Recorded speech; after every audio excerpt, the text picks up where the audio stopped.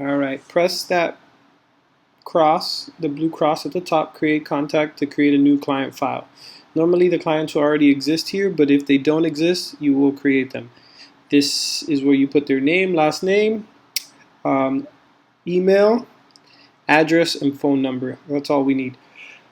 And make sure that on the right hand side where it says assigned to in green, it says Armando Hernandez. So there I'm putting in the email, the phone number. Phone number's 10 digits.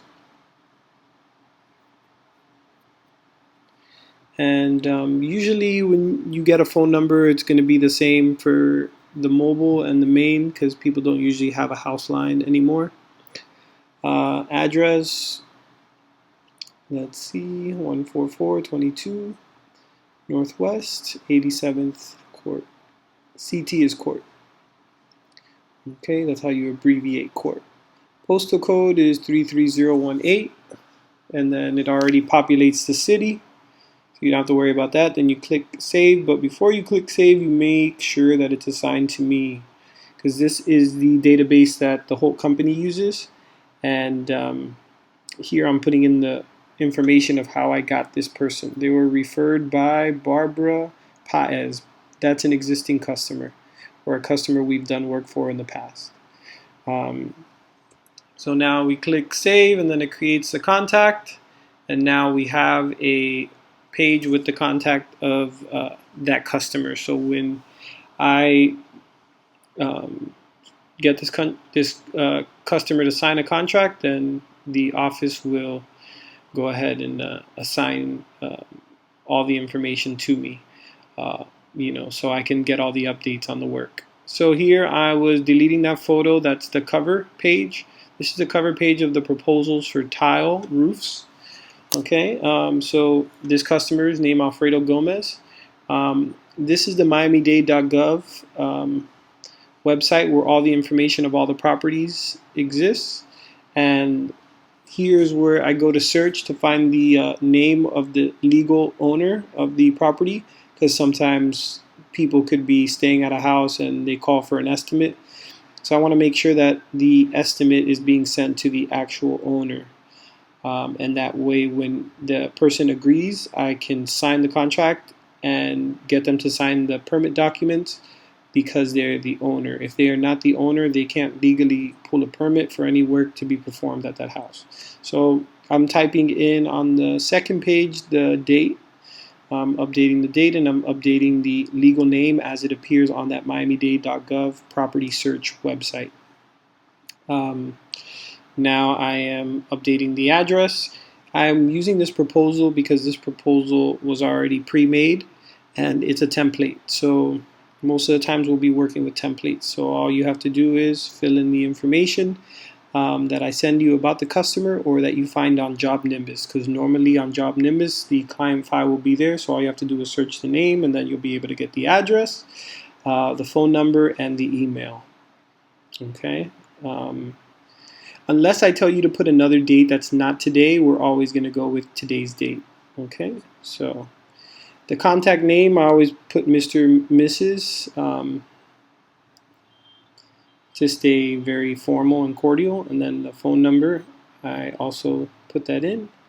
Off to the right, you'll see job name, job address, city, state. I usually leave that blank. With commercial jobs, I usually will fill that in. Now I'm looking for the email. I'm coming here and I'm highlighting it and clicking Apple C on a Mac. And I am then hitting Apple P for paste. So now I'm going back up here and I'm typing in the address at the top. I always use Gomez residence, so I always use the last name and then residence. And then make sure the address is on the first and then the city, state, and zip code on the second.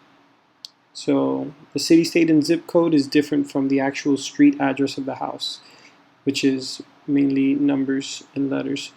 That there is the city, state.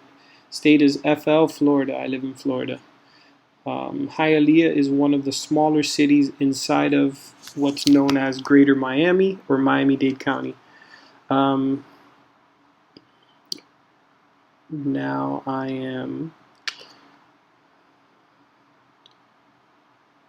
opening a new tab, and I'm going to Google to get a good photo for the cover of this house. A cover page always makes everything look a little bit better. I don't know if you've made a resume before, but if you have, you know that they tell you should have a cover page.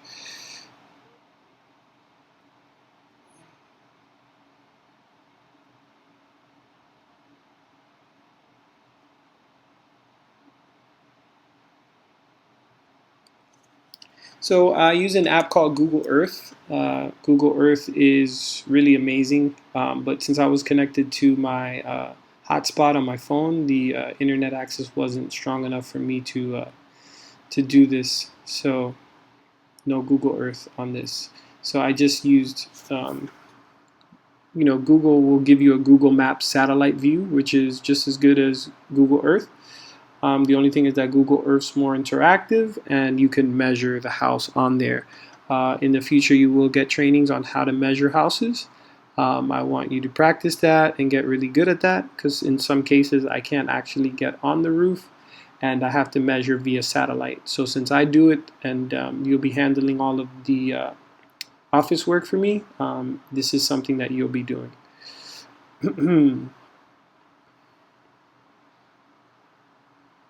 Feel free to take a break at any point or rewind and replay.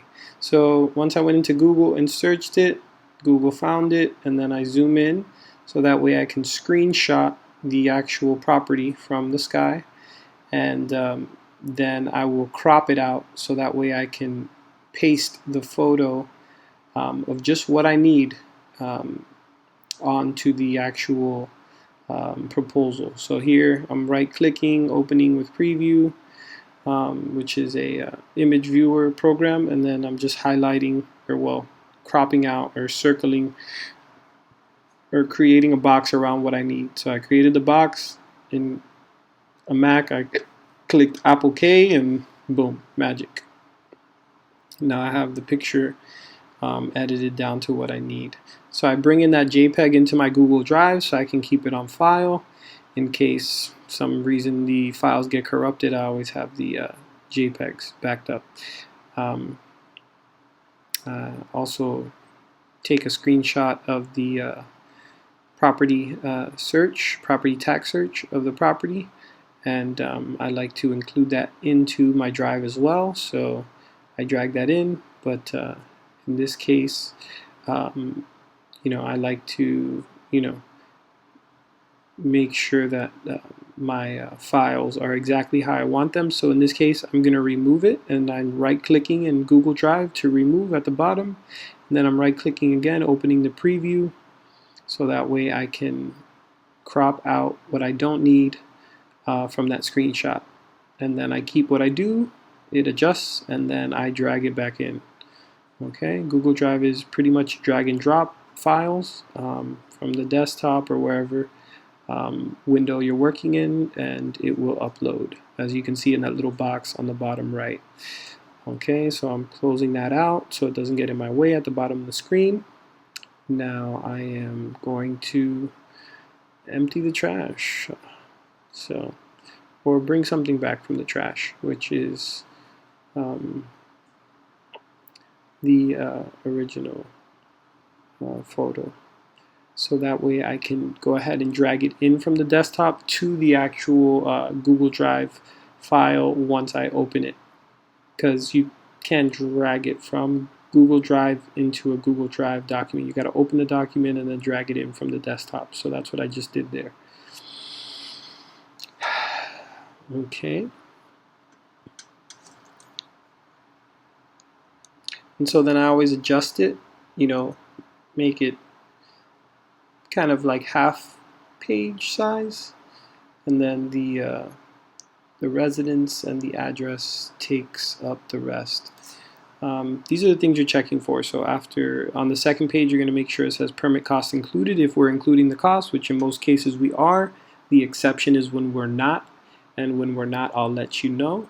On this page, what we are looking for is the amount of plywood and the 100 linear feet. Number 4 is plywood and number 5 is fascia, which in this case is 5 sheets of plywood and 100 linear feet of fascia.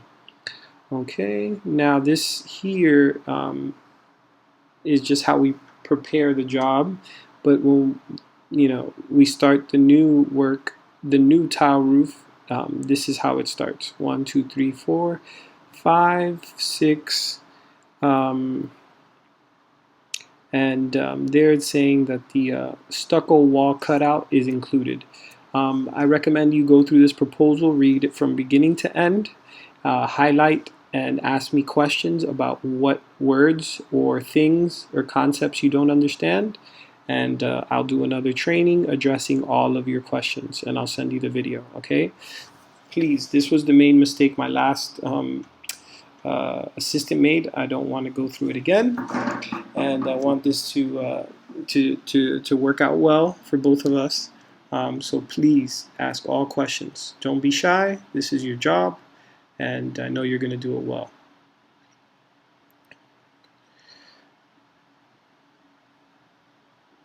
Now at the very bottom, hurricane straps, you'll see that in the price sheet. That's where we generate our numbers.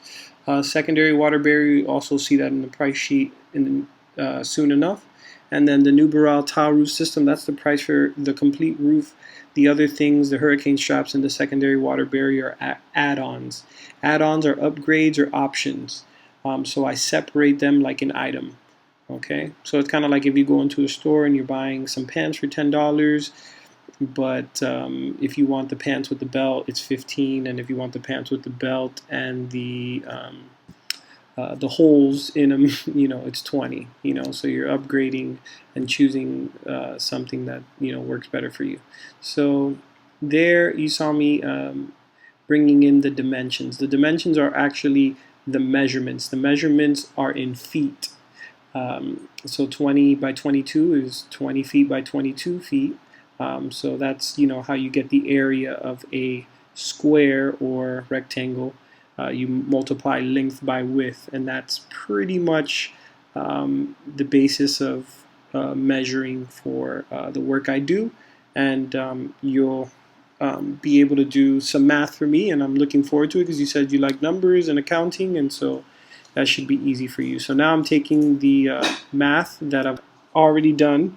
I've got the amount of square footage, so it's 3,000 square feet on the tile part, so that means 30 squares. You divide it by 100.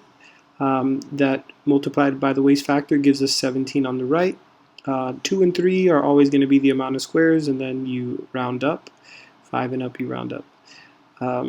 Now here, the L flashing, I'm going back to my notes where it says L metal.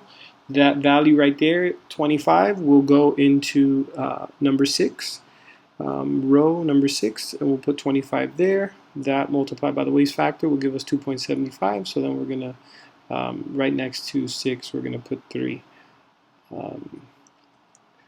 6 and 7 are always identical because the stucco runs along with the L flashing. Now in some cases, we don't put stucco stop, which is number 7, but in this case we do. Then lead masonry anchors, we need 2 boxes.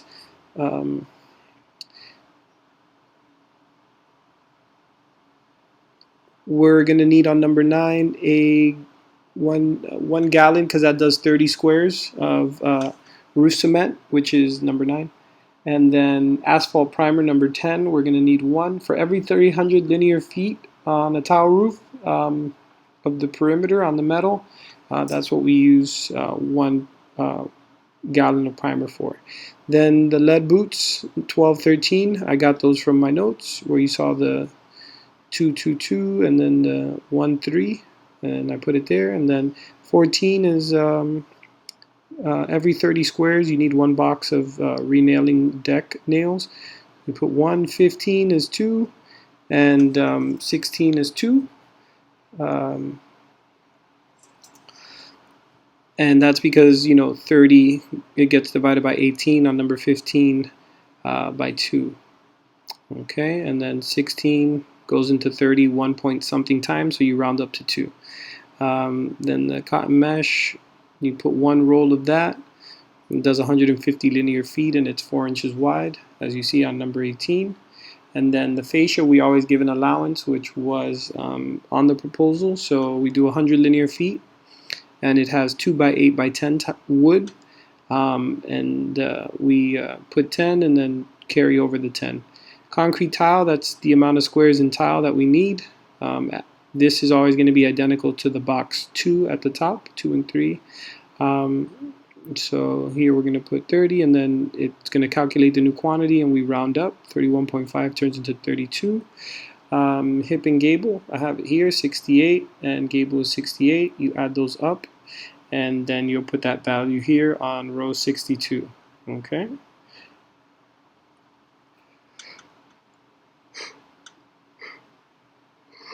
$136, and then it calculates a new quantity, and then it gives you $129.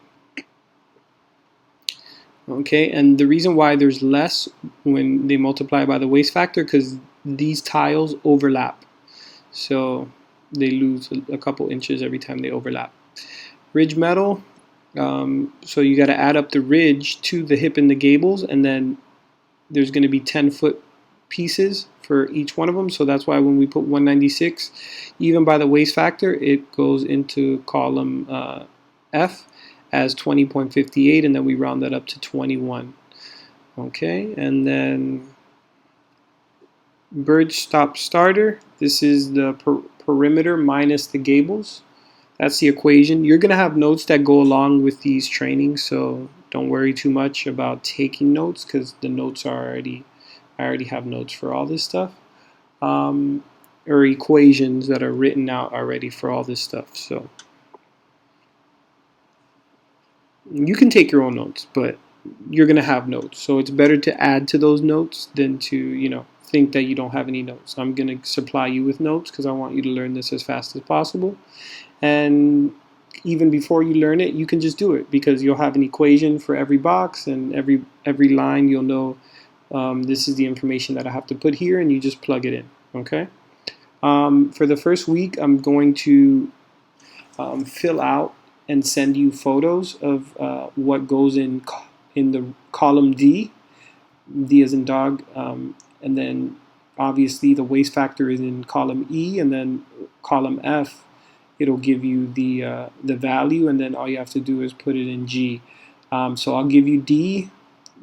The template automatically does the math for the waste factor, and then from there all you have to do is put in G. So 24 point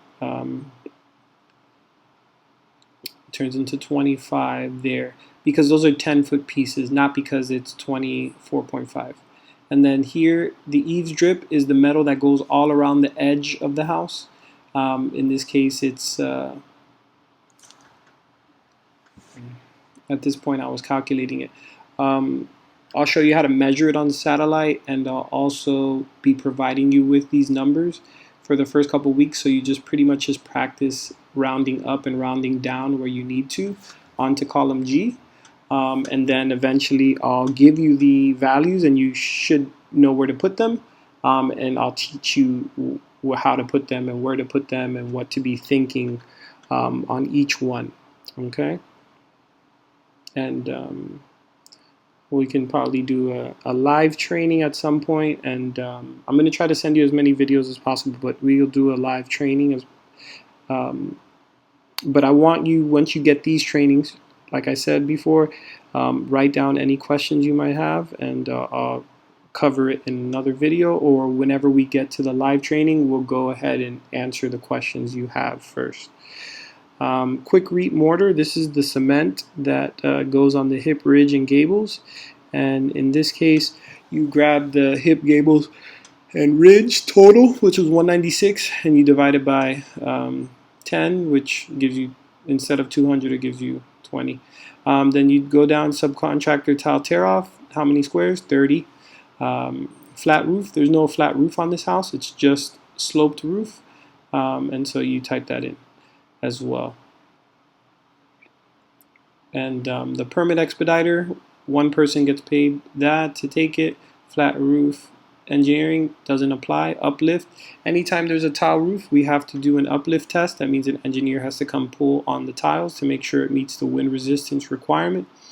And that's what we do. So now at the end, this is our total price for the job. And then now we have to check the actual price by putting in the complete amount of squares, which in this case is, the squares is always going to be the number that's in the box 2 and 3. Right now I'm transferring the actual price first. So I'm transferring the price to the proposal.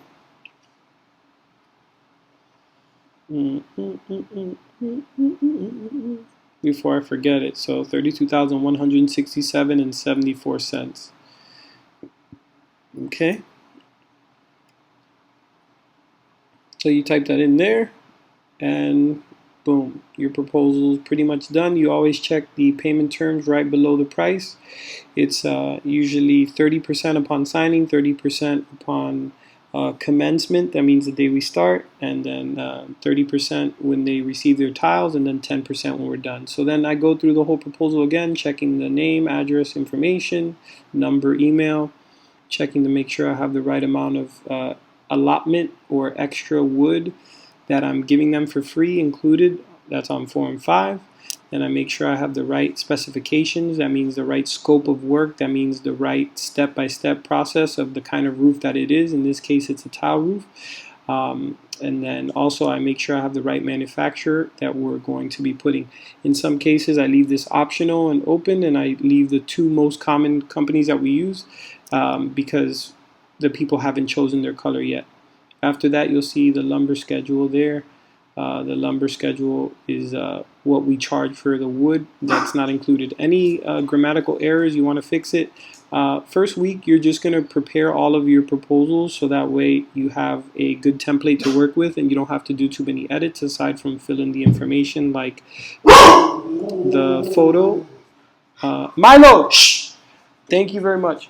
That's Milo. I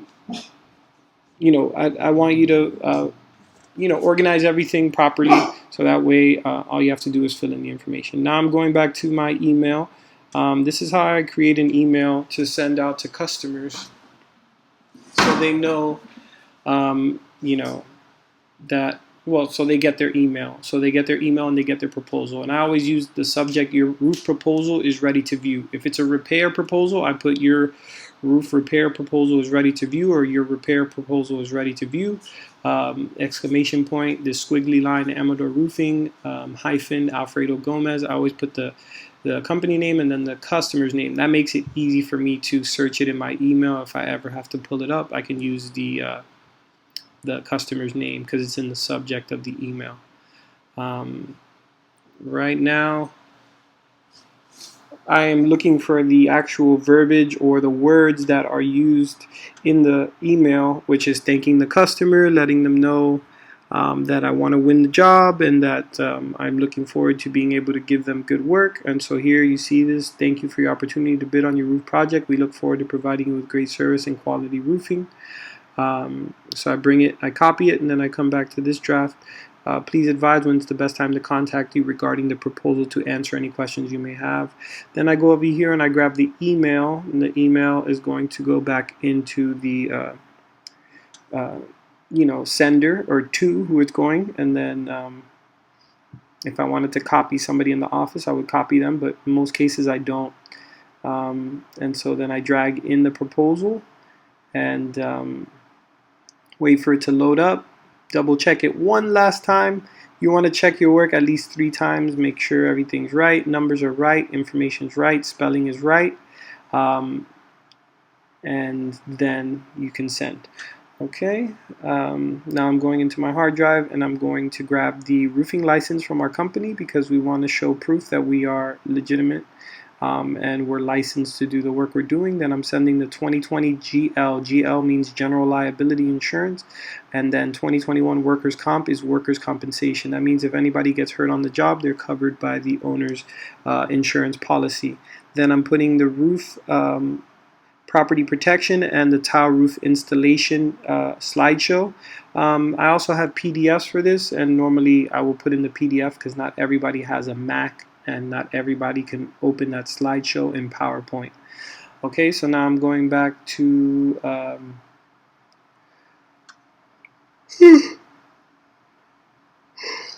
new message, and since I couldn't fit the brochures in that first email, I send them another email to the same email for the same customer, and then I put Amador Roofing Estimate supplemental documents or information, and then I put Dear Mr. Blank Gomez, please see attached. Why? Because when I spoke to him, I told him that I would send him a brochure so he can look at the tiles and choose the tiles he wants. I'm also going to show you soon how to order the tiles, so that way they're mailed directly to the customer via the manufacturer's website. Okay, so now I'm downloading the brochure from my drive, brochures. All of the brochures are there. I'm also going to need you to update the brochures and make sure that the brochures are the most recent, and also I need you to read through all the brochures. I want you to learn this business so that way you're always very clear about what it is that's happening, and you will have more than enough time to do it. So get excited. You're going to be learning a new business. It's involving numbers, and you just have to front load this learning, but once you learn it, it doesn't change, and it'll be the same thing every time. And so it will become very easy. Now, the main thing that I ask of you is that you check your work 3 to 5 times in the beginning, eventually down to 3 times, and then once you're a pro, a year from now, you'll just check it twice. So now I'm going into the drives. I am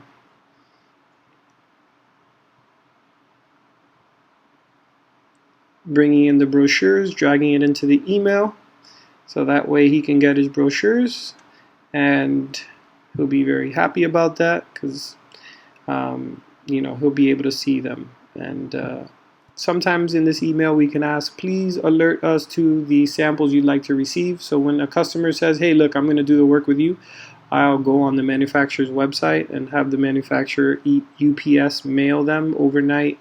It's not overnight, it takes like 3 to 5 days, but it's pretty fast, right? To them, the actual physical sample of the tile that's going to be installed on their roof. And then here, since he's related to Barbara Paez, I'm going to include the pictures from Barbara's project. Barbara had a big project for a apartment building in Hialeah as well, and we did the roof on that. And so you're going to see this companycam.com that you see at the top.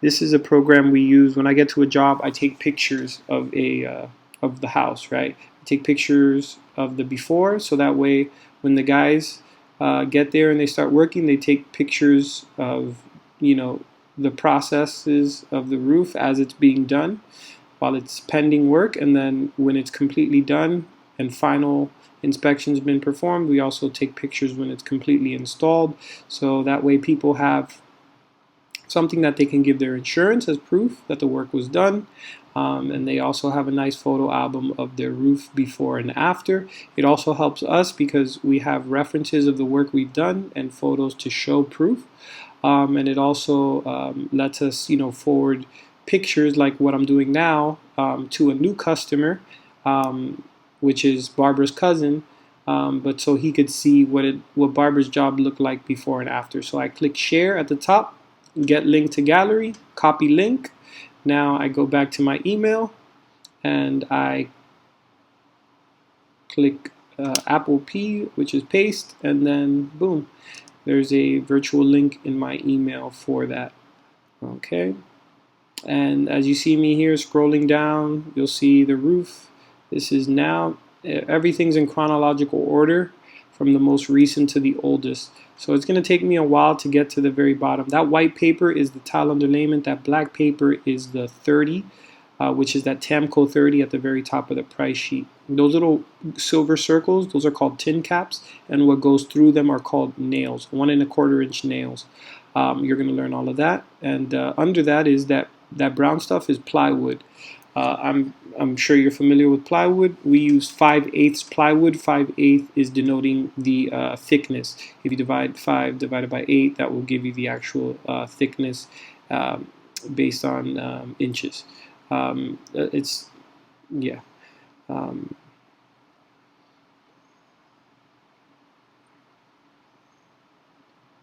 so you see some holes in the roof. That's when they have to cut out wood that's bad or rotted, and then they install new wood. And they also, you see those little pipes, those are plumbing stacks. They come out of everywhere there's a bathroom. You'll see that. You'll start to notice this, I'm sure, in Nigeria you have this as well. All of that trash, that's the old tiles that were broken because they were breaking it so they could get down and tear off the paper that's under it, so then that way they can install the new paper. These are our workers. That is what you're seeing there, them on the roof. This was a 2-story roof, as you can see, a 2-story building, and a lot of units. I don't remember exactly how many. This might be like a 20-unit building.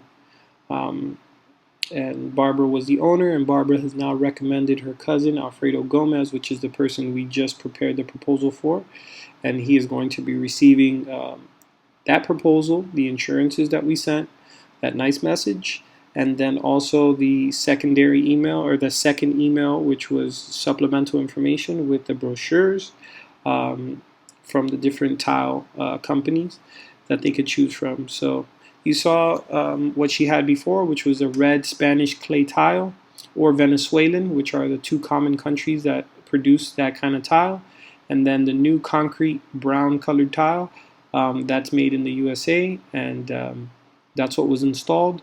It's a little bit more sturdy than the clay tiles. The clay tiles, I don't know if you've ever had a clay pot, but clay pots break very easily.